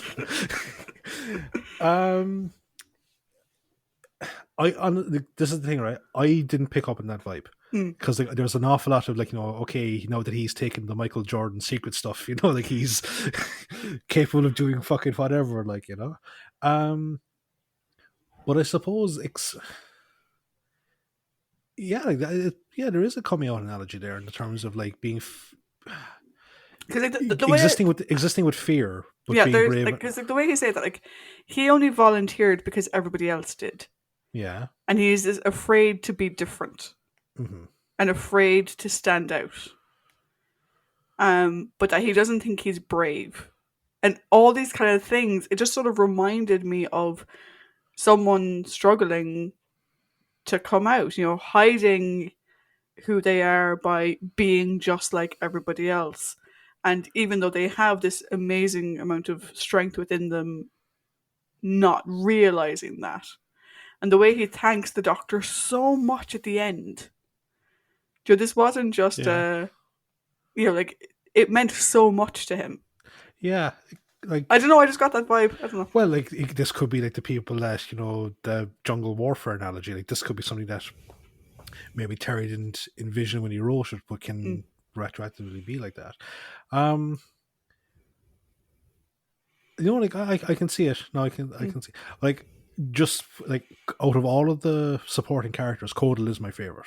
Oh, I agree. He's my hands-on favorite. I was so scared in episode 6 when he's was like, the timer's broken, and I'm like, what? Oh, like especially because I know I kind of fudged it a small bit in terms of the description, because the way how I like to bunch stuff together to make it. But like, he's trying to fix the timer, and Latep wastes his bomb, stopping the first batch of Daleks. I'm like, oh no, someone's going to have to remain behind to fucking remotely activate it. And then I was like, oh thank God. But then he was like, I'm going to go to the ship to check the flight, circuitry. And I was like, oh God, oh no wait, the Daleks are coming back to the ship. No. I was so terrified. Get that fucking thing in the air. That like he would have to keep his hand on the bomb while it was in the fissure or something. Oh, he was going to have to do like a Miles Dyson. Like, I don't know how much longer I can hold this type fucking thing. Oh, no. And I was like, oh, please don't do that. Please don't do that. But again, kudos to Terry for fucking making you fucking think that. Like by the end of this, Codal was someone that I actually wanted to see join them. I wanted to see him go to TARDIS. Me too. I think that we kind of said that before. I think that's really the mark of a good story-based companion. Yeah. Would we have wanted to see more of them? And definitely. And like you say, like, thanks to Terry for writing the character. Fucking thanks to Tim Priest for actually doing the performance, because Codal by having that conversation with the Doctor, Codal becomes the right-hand man of the entire group. And he's the type of person that you just want to have in your team constantly, because he's reliable. So yeah, I would have liked to have seen Codal join them. Me too. So Weber next. Yeah, so I put Weber as a companion more so because he is part of that core trio. Yeah. From the beginning. And that's really the only reason. Right. First thing I want to say though, Prentice Hancock, he doesn't have resting bitch face. He has I have no time for your bullshit face. Like Prentice, like we're going to get to a story in the future, Planet of Evil. Yeah. Take this character and just copy and Prentice plays this type of character really well. I think copy paste and fucking increase by 5 or something, because he's such an asshole in that fucking story. He's such a dick. But the thing is, and this is the reason why I think I left him in companion and I didn't put him in prominent character. Because if I was going to put him in prominent character, he'd probably go in prominent character bordering on villain, just because he's constantly aggro. Like there's so much aggro around him. Well, because see, this is the thing, like, and I suppose to bring it back to the origin of the whole prominent character discussion was like Clint in the Ice Warriors. Yeah. In the sense of like, his actions, they're not outwardly evil. I think more so than Clint, he's like almost prohibiting or impeding the group from actually trying to succeed. But like, he's not evil, but he's definitely not a companion. I wouldn't classify him as a companion. But that's just my classification, because of Weber. He comes across as that one guy in your D&D party that will get everyone killed because he wants to see some action. Yeah, but the reason why I left him there, though, and we both know who that is. Yeah. In our D&D. in our RPG Groups. games. Plural. Not the main one though. Yeah. Um, I think the reason why I left him there is that he's not a bad guy. He wants to destroy the Daleks. He wants the mission to succeed. And if Taran ever fucking gave him something to do, he'd shut the fuck up. Like, Weber's the type of guy where, yeah, he wants action all the time, but I think that's because he needs to feel like he's contributing. Sitting around, he doesn't feel like he's contributing, and we don't find out what his skill set is. We know that Taran was the medic, and we know that Kodal was the engineer. What was Weber's? Was Weber security, but maybe not senior security? Because if so, it makes sense how he's like, I need to fucking do something. Well, see, Give me something to do. But like, see, the only other thing that we have to go on is he just keeps on talking about Mara, like the original commander. The original commander goes, he was a real commander. He would have told, he would have gone on the offensive type thing. And it's like, right, is it just like, are you a gung-ho action head, or was it the fact that you only follow like direct line authority? It's, you're just it's like, if Beverly has to take over the command, it's like, oh, I'm a fucking senior officer type thing. Well, if you think about it that way, right? I've forgotten the name of it, but the one where Picard climbs the elevator shaft and sings Frere Jacques. That's the one with the kids. Yeah. Deanna is the one in charge. She's the senior member on the bridge. And Ro Laren, not fucking having it. Ro wants action because that's the type of person Ro is. Ro isn't a bad person, though. Oh no, but I'm not saying he's a bad person. Yeah, but that's why I think that's why for me he stayed in companion, because he was a dick to everyone around him, and it ended up at the end becoming detrimental to the mission. But like, he never gave them up. No, he was still 100% focused on the mission. And like I said, I think had he been given something to fucking do, he wouldn't have been an issue. He's fucking Steven. He's like, he's Steven. Bollocks. Like, in the scale of like, companion, prominent character, villain, like, he's definitely on the higher towards the companion side of things. But it's just the whole thing of like, he tried to, like, he went to apologize to Taran, and Taran was like, look, fuck it, like, it's fine, bygones be bygones. But then he fucking does it again, and it's like, you apologized for it the first time, yet this time you're fucking not having. It's like, what is, nothing has changed. Nothing has changed. You're fucking one bomb down. I don't know, for some reason I'm like, oh, Weber, you just want some. Although, right, what did nearly kick him into prominent characters and fuck you, Weber, was his comment about Rebek. Was horrible. We don't. I can't remember what he said. We don't need that loop around our neck or something. Something like that. Yeah. I'm like, where we never see those two characters interact. I'll actually look. Thanks to there's a great website. It's Chakotay.net, which is like, has all the scripts. Which is like, if I ever like hear like a word that's like, wait, that sounds very rude for someone to be saying, I look it up, and it's like, oh wait, no, that's what it actually is. That's why I have subtitles. Oh yeah, so it's actually Taran is giving out to Weber is giving out to Taran. And he says he wouldn't have had her hanging around our necks. So basically calling her a fucking, some sort of like dead weight or whatever. Which, that was uncalled for. Like, we didn't even see those two fucking interact. And like, but again, like, this is the whole thing of like, she's clearly qualified to fucking be. She's not an encumbrance. She's not just like, there to be eye candy. No. and like actually we might as well just talk about her next because I Yeah. think it's a nice segue. Is like she's not there to be eye candy. She contributes to the group.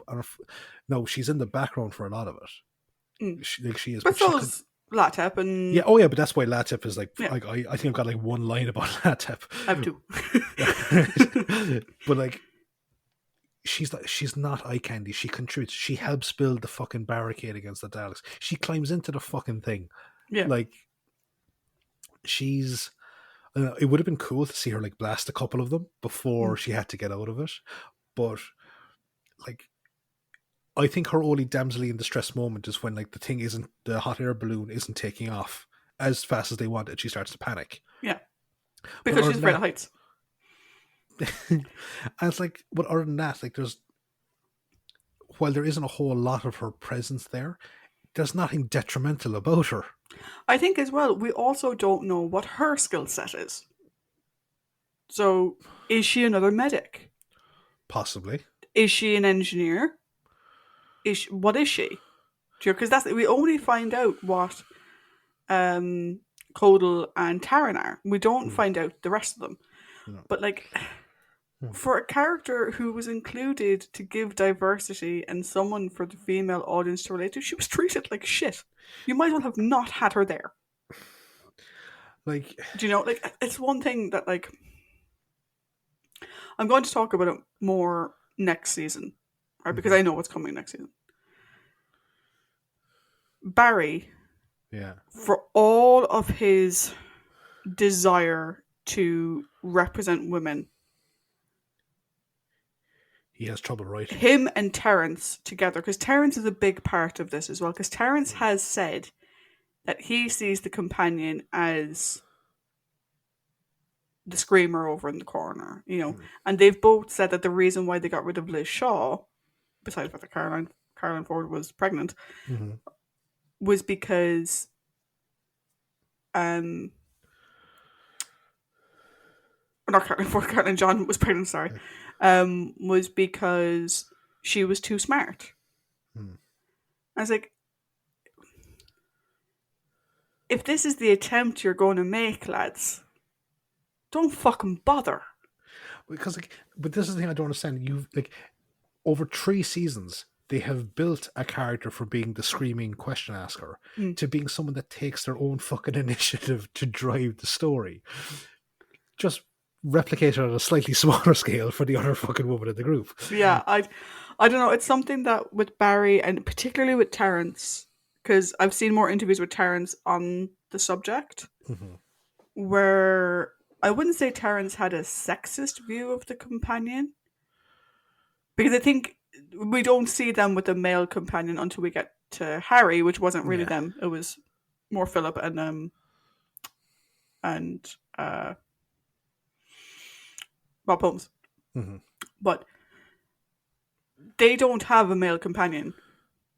So we don't know if they would have been like this with a male companion as well. But certainly with the female characters they add, sometimes they're good. Like, I think the president last week was good. And sometimes you're lads, you shouldn't have fucking bothered. Like, what's her face from Time Monster? Yeah. Which is like, you're making very salient points, but you're just making me want to fucking ignore you because... Yeah, like, if you're not going to do it well, don't fuck... Like, particularly if you're using it as a sort of, oh, look, we were very progressive. No, like, that's not the way it works. I'm someone that, no, it may be an unpopular opinion, but if you're trying to get a point across, in the age that we live in, the validity of your point is backed up by how well you present it. Yeah. And if you fly off the handle, no matter how fucking good your points are, that will be used against you and it will undermine the point you're trying to make. Yeah. And like, you're going back to Rebecca herself, she was trained for this mission. She was chosen for this mission. Their leadership council, whoever they may be, thought that she was competent enough to be on the backup mission. And actually, she wanted to be on the original mission. There's actually so much of Sam and Beverly in this character, in some respects, that's actually quite frightening. They thought that she was good enough. Yeah. And the fact that Taryn is like, I can't do my job with you here. If the mission fails, it'll be your fault. But like, if a romantic connection was going to be an issue, leadership would not have allowed her to go. Yes, exactly. Like, And she deserved so much more. she really did. And like, I would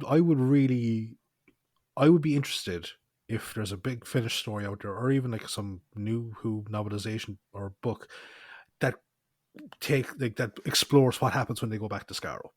Because I actually invest in a lot of these characters. I hope she fucking dumps his ass.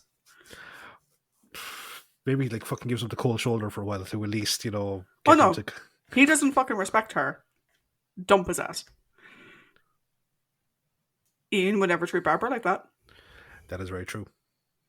I think the only time he ever got mad at her was when she touched the thing that she was not meant to touch. It's like, for fuck's sake, woman, come on. Well, she didn't know she wasn't meant to touch it. She didn't. I can understand it. She did not know she was. He got understandably angry because she didn't tell him. Oh yeah, sorry. That she felt like shit. Yeah, there we go. That's for touching it shouldn't be an issue. The fact that she didn't tell him that she was ill, that was the problem. Yeah. Sorry, I amend that point, but the point still stands. Yeah, that line, like I'll admit, like it is tough to come back from a fucking line like that. It's like, we wasted too much time on Taran. Fucking like a character that was so good, but then he fucked it up. Get together with Codal. Yeah. So I would like to do Wester next, if that's okay. Yeah. Yeah. Oh, Wester hit me. Like, I'm not gonna lie, it fucking hit me. I was as connected to Wester as I was to Codal. Yeah. And I was terrified for both of them. And one of those terrors came true. And like, I suppose it's a trope that like you have the renegade native fighting against the oppressor on his planet and paying the ultimate sacrifice for that thing, and thankfully seeing it realized as like what is it, a movie I've made reference to a couple of times because some of the production crew have worked on the same movie, Krull. The Cyclops character, he's the last of his race, yet he sacrifices himself to hold the door open long enough for everyone to get through before he's crushed by it. And I'm like, I fucking hate that sequence because like they do try and save him, and it's just like, no, like he paid the ultimate price and he's the last of his species, and it's just Whereas with Wester, he's the only one rebelling. Yeah. And like, there's no second thoughts, absolutely no second thoughts throughout the whole thing. And granted, he has a very limited number of interactions with people. But I think what helped establish the connection so strongly was the first person he meets is Jo. Yeah. Because, obviously it's the whole point of the companion is our gateway into the show. So having Jo connect with him, it actually works, So yeah, his death, especially his little smile at the end, that fucking hit me hard. I was gutted because he's in the room near where the thing is that would have made him immune. Yeah. Had he stepped forward a little bit more, he would have gotten the thing and been immune. Do you know? And it's like, but I think what really makes it is we finally see his face. Yeah. Which I think is interesting. Mm-hmm. And it totally makes sense. If you have a species that's invisible. Yeah. Can you imagine if they didn't become visible when they died? And you have a planet full of invisible dead people.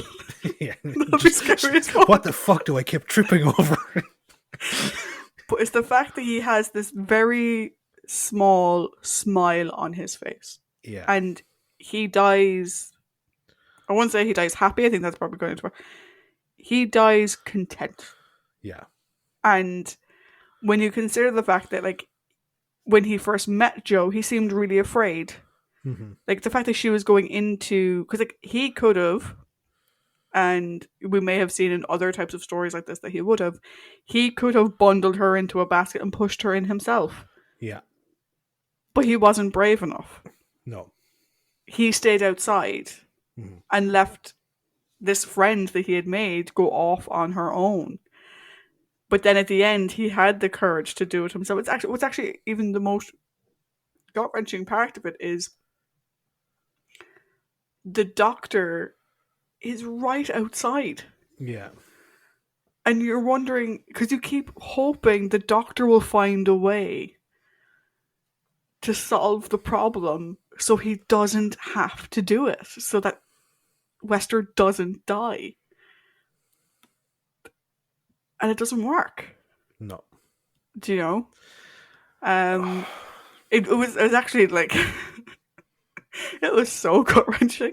It fucking is. Like, I think had they also killed off Codal, I probably would have been inconsolable. Oh, like, and like get into the overall, but a fucking great example of why Classic Who is so revered and well done is its quality of writing.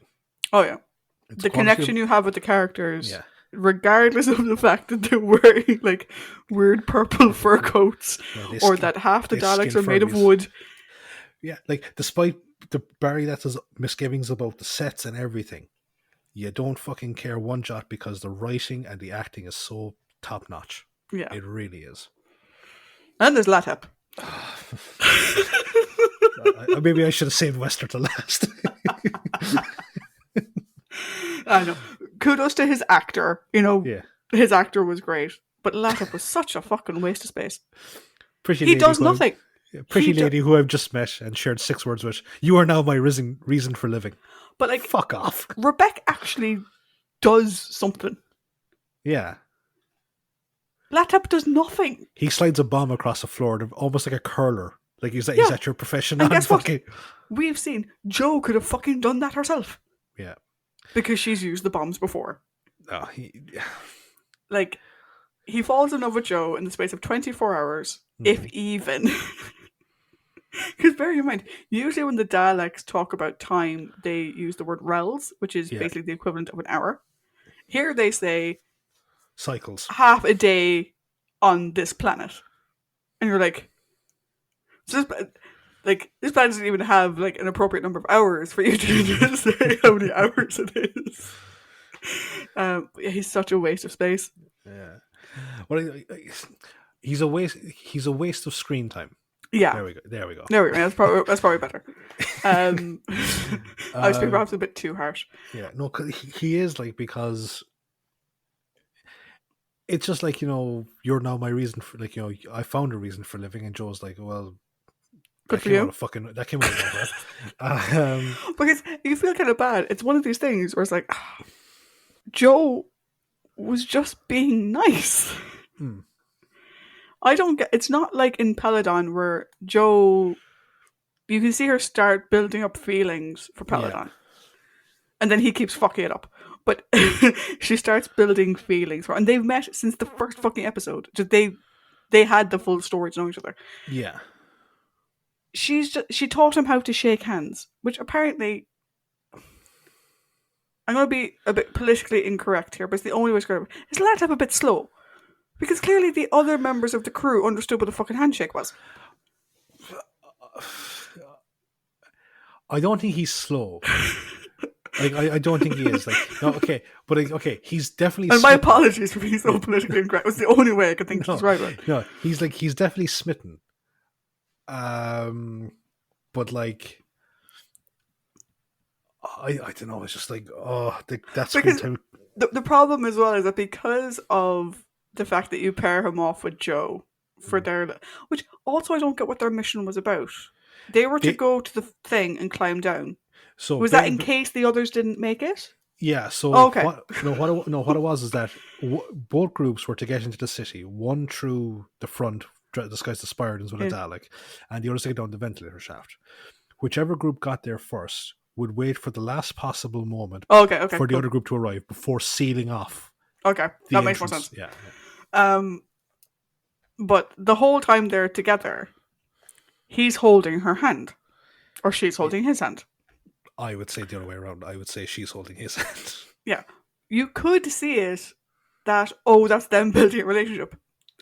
That's also, Casey is blind as fuck. People always hold Casey's hand. We've discussed this before. Casey can't really be allowed to walk around by herself because she will fall. Yeah. So, yeah. No, we've talked way more about him than we should have, but it's Yeah. because Like the screen time that was wasted on him could have been given to Rebecca hoofing the two lads into the bollocks. yeah, or like, you know, making a choice and kind of being like, hey, fucking Codal. what the no, Weber, like, hey, fucking Weber, come here a second. Yeah, like, yeah, I have top level hand to hand, you little bollocks. You address me by my proper title, you little bollocks. I don't know what it is because they didn't write it. And I suppose the Daleks. The Daleks. I actually like the Daleks in this. So, for me, Daleks kind of have an uppy downy thing of whether I like them or whether I don't. But this, obviously, it's prime Terry Dalek writing. I thought the story was very interesting. Mhm. Yes, they had other people doing things for them, Which is kind of par for the course. It's one of the things I Yeah. don't like in some of their stories. Like, I didn't like the Robomen and things like that, but in this story it makes sense because this planet is fucking terrifying. Yeah. And these are the natives of the planet. So you enslave them to do the job for you. I get it. They're also experimenting on them, which, you know, puts it back into the more evil category. But I think it's very interesting the fact that we see how the Daleks developed, that they're experimenting on being invisible. I think the idea of them having this seemingly out of the way base with thousands of Daleks. Yeah. The point where everyone thinks there's like 12. They think it's a research outpost, and that's all it is. And it gave me major vibes of Return of the Jedi. When they get into the bunker. Yeah. Only to realise that actually there's way more people on this fucking planet than you thought. Now witness the power of this fully operational Dalek army. Yeah. The Supreme Dalek looked kind of cool. I think Dalek Supreme. Dalek Supreme. Distinct from a Supreme Dalek. Whatever. Because, yeah. Whatever. Big Mac. Whatever. Junior Vice President Dalek. I think the implementation could have used a little bit more work, though, because his light blinks didn't match with the speech pattern. And his lights were so much brighter than the others. It was very hard to tell who was speaking. Which, when they all sound the fucking same, the blinky lights are there for a reason. Yeah. So you know which one is talking. When the blinky light is just going on, off, on, off. And there's another blinky light kind of out of shot going, this is me blinking in time with someone talking. You have no clue who's talking. No, especially in those days when they would, like, I suppose, splice the film. Sometimes there would be an overlay so that you'd have this weird blue, greeny blob at the side. Yeah. Yeah. So that was probably the only criticism I had of that Dalek was they need to do the timing on the light a bit more. And I mean, that Dalek was also built differently. Yeah. Do you know, and back when we were discussing the movies, we said that they had built them not understanding the point of the blinky light when they made the movies, and we discussed that back at the time a year ago when we were talking about them. The other thing, I would have liked to have seen them do more with the invisibility stuff. Yeah, definitely. That was like a massive thing. I was like, oh, come on, we need more invisible Daleks. But yeah, to the point where I thought Codal was knocked out by Wester. So when he was captured by a Dalek, I was like, huh? Yeah. No, he was captured by two Spiridons. They weren't wearing their cloaks. Yeah, but because they had the Spiridons do it, yeah, I thought it was Wester. Oh, okay. But we know the Daleks can become invisible, so why didn't the Daleks just do it? Did you know? But again, the Daleks don't like leaving the thing, so whatever. But that was my thing. How about you? Well, like, every time I heard, like, the Dalek Supreme, I was just like, I know you want to flee me, but wait, that's the Temptations. Fuck. So we're at the stage now, like as I said back in the earlier episodes, I like the Dalek stories because each episode or each story brought a new dynamic to Dalek society. Mm. Now we've seen Supreme Daleks, Emperor Daleks, Dalek Supremes, as we said, Big Mac. Was it BLT with cheese. what did I say? Jabba the Dalek or Dalek the Hutt.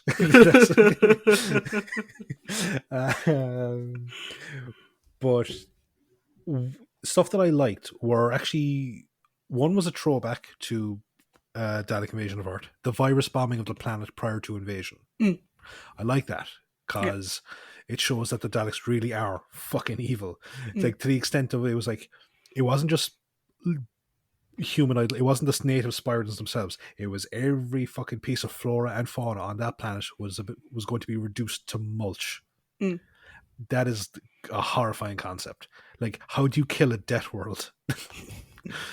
Another thing I liked, might seem slightly odd, but I think this is one of the very first times we've ever seen on screen a Dalek punish another Dalek for failure.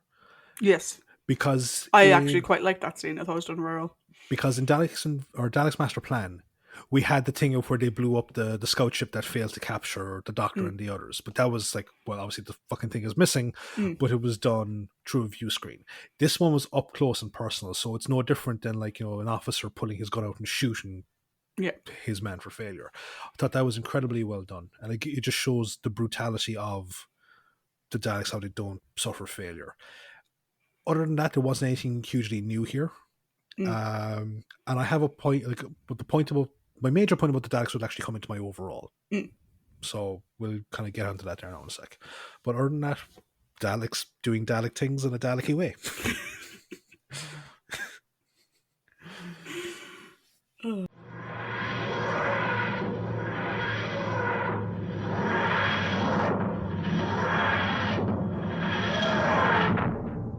So we've had a very, very interesting character discussion. Wester, boo. Latef, boo. So, how about we do what we always do at the end of the podcast and give it a score out of 5? Cool. So, I really enjoyed this story. It has a little bit of... Okay, I'll get that in a second, right? I don't give my score away. I'm going to hold on to it for a minute. Like I said, Dalek stories for me can be a bit up and down. Yeah. The Daleks, for me, I get they're iconic. And they're not... I much prefer human-ish villains. And you and I have discussed this before. I'm much more of a, like, mental fuckery type person. The Daleks are your Boba Fett. We're not having that conversation. We literally just had. No. I'm much more of a sort of like a mental fuckery type person. Like, like I love characters like Hannibal and things like that. You like the Moriarty to the Holmes scenario. Yeah. And Daleks for me don't really fit that. Also, they're like magic. They can do whatever they want depending on what the story requires. Because they also have time travel. So, yes. Okay. But this one, I really liked it. I think the Daleks' plan made sense. It wasn't anything completely fucking bonkers. It made sense. It was thought out. Their interactions with each other were very good. Like you said, the fact that like we actually see a Dalek being punished and is like he's trying to come up with excuses to not be killed, I thought was fantastic. It was Jim's fault and Fred's fault. The character interactions were very good. The acting was very good. The callbacks is one of the things I loved. I would have liked to have seen more recognition on Susan. Mm-hmm. So, the Doctor was before. He came in a ship called the TARDIS, yeah. And there were others with him, yeah. Barbara and Ian and Susan. And the Doctor's just saying, I would have liked to have seen him do like the Barbara and Ian and Susan. I would have liked to have seen more of a contemplation on Susan. Even something as simple as when the Daleks immobilize him by numbing his legs. Yep. Like what happened to Ian. Nice callback. Very nice callback. I like that. I like those little bits because it adds that throughput that I think the other Dalek stories kind of miss a little bit, do you know? So I thought that was great. He said stun. It wasn't going to hurt you. He said stun. Okay, while we're doing those, we just have to say it. I have a delivery for Mr. Feet, Mr. Bob A. Feet. Okay, back to Doctor Who. Boba Fett, different thing. Back to Doctor Who. There are things I would change, though. The main one being the treatment of Rebek. Yeah. I think the things with the Daleks that I wasn't a big fan of, I think a lot of those were probably more technical than story based. Do you know? Some people don't like invisible enemies being used too much because it's a bit of a cop out, but also like people think that invisible enemies are cheap, but in these days they weren't cheap because in order to show you have an invisible enemy, you have to show them interacting with something, like holding a cup or whatever, and that involves CSO, which is time intensive and can go wrong. So I would have liked to have seen more of it, but I'm not massively put off that they didn't do more of it. Okay. For me, and this is going back to what I kind of started saying a while ago, and I cut myself off. The story has a hint of the Romans for me, in that it has a very big sexist thing, or creepy thing in the case of the Romans, that I don't think is acceptable, and we give out about it ad nauseum. I still give the story a 5, though. Right. Because I really enjoyed it. No, similarly with the Romans, Nero was problematic, to say the least. Cool. So, but I still gave it a 5. There's no pigs flying through the sky.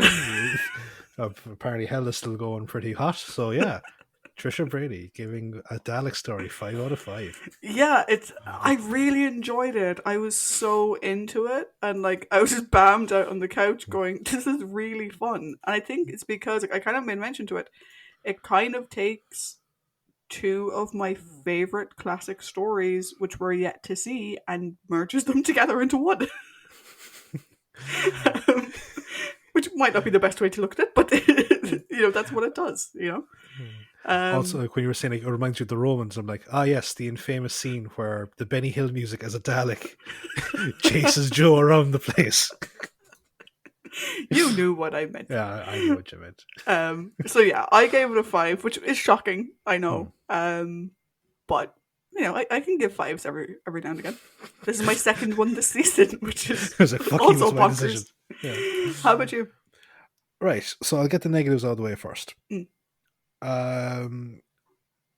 Latep's last minute declaration, and like his whole thing, that's time that it could have gone to Rebek. It really is. To really showcase her abilities and to kind of make Taran eat fucking, crow, humble pie, her shoes, whatever the fuck is the Tal equivalent of basically. Yeah, pretty much. Whatever the Tal equivalent is of I'm fucking sorry. I will forgive them for their fucking crime of having all the Tals dressed the same because they were all wearing spacesuits. Ultimate callback. Yeah, don't think I've forgotten, you fucking bastard. I would have liked. They're also all still blonde. Yeah, well, clearly no one else has come to their planet and like stayed. Yeah. Maybe that's why he wanted Jo to come back with him, because she's blonde. Yeah, possibly. You could pass for one of us. Here's our matching singlet. No, I'm not getting into this conversation again. Also, I think I would have liked to have seen a few, like, after, because there were Spiridons there when they saw Wester die. Yeah. I would have liked to have seen them, like, fucking help. Like a few more, no, there more wasn't. resistance. There wasn't. There? They were all down below because they were being treated. On the lower levels. They're on the lower levels. Yeah. Like, I think I maybe just at some point I would like to have seen like a bit more of a Spiridon resistance. But, and like obviously we had the issues with Taran being a fucking, great, they being a massive fucking tool. But that is the negatives out of the way. Mm. The positives. Recurring villain stories Mm. can be very difficult to pull off, especially when there's nothing new being added to the recurring villain. Mm. Because there's no new dynamic that has to be overcome. It's just the story that was written and the actors involved in it. Mm. And for this one, it fucking just nails everything. It really nails everything. It moves along at a great pace. It doesn't drag. I didn't think any aspect of the story dragged any bit No, I would agree. whatsoever. And I kind of like the comment like that with Frontier as well. They don't drag. They go along at a very, very fast pace. But not so much that you're constantly playing catch up. It's just like, no, this is actually moving quite nicely. I'm engaged the whole way along. Kind of reminds me of the War Games in the sense of, no, I had comments about Frontier and what I think maybe some of it could have been trimmed given the fact that they split the story. But I don't think there's an ounce of fat on this story. There's nothing that I would overtly trim. Well, actually, wait, no, sorry, Latep. I would fucking trim him. But the performances are great. There's a lot of strong performances. Katie has been fucking killing it these last couple of weeks. She's been doing great. Really good stuff from the Doctor. A missed opportunity for a new companion because I would have liked to see Kodal on the ship with them. It'd be fucking great. So yeah, despite my misgivings, I'm also giving this a 5. Very good. I have a question for you. Yeah. This is just something that just occurred to me while we were talking. There's two things actually. First is, what did you think of the end? When the Daleks realize they're left behind, and you've got the Dalek Supreme being like, "We are not defeated. Begin unthawing them." Yeah, it's like that was chilling. I thought that was very good. It fucking is, because like it's no different than Power of the Daleks. At the very end, when you think they're all destroyed, and the one last fucking one, his eye stalk flickers as it starts to look up. Yeah. And it's just like it's like the T-1000. You got to make sure every fucking scrap of it is gone, otherwise it's going to. So yeah, any Dalek left alive is a problem. Is a future problem down the line. The second thing is, there's something that it occurred to me last night, and I forgot to mention it. So, Latap was saying, like, Jo was like, "Oh look, it's a ship. You can take the ship and go back to Scarrow." Where her and the Doctor plan just fucking off with the TARDIS and leaving them behind.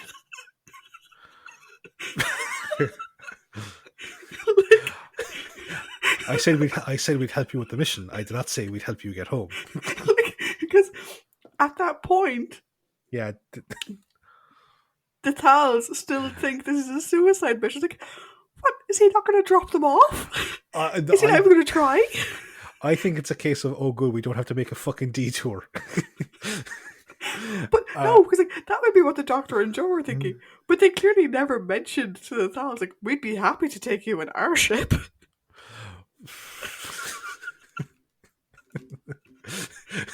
Like, those of you that survive, we will bring home. Those of you that don't, we will make a very nice floral arrangement. It's like, we destroyed the Daleks, we trapped them in the thing, and we destroyed the Dalek Supreme by blowing up their ship. But now we're stranded. Yeah. Sucks to be you. We're going to go in our magic box that can go anywhere in space and time. And it's actually quite massive on the inside. You may not have noticed that because you might have thought it was a bit weird because it's a big square thing. But no, it's actually quite massive on the inside. And we're going to go. And Rebecca, massive apologies, leaving you here as the only woman with 3 men. Yeah. Good luck. Bye. You clearly read a lot into that. It just struck me as odd that, like, even though they're all working together, Latap's like, but this is still a suicide mission. I'm like, is it? Why? You have an escape route. She's fucking sitting right next to you. I think it's maybe like, okay, suicide mission in the sense of, okay, we have a potential to get back, but the likely outcome of us making it out alive is slim. But he's saying that knowing that the Dalek ship is there would change how they view the mission. I'm like, why? That makes no sense. Fucking Latap. Because he's the only one who says it. So this takes me back to is Latip special? Possibly. Still give it a 5 though. Yeah, still giving it a 5.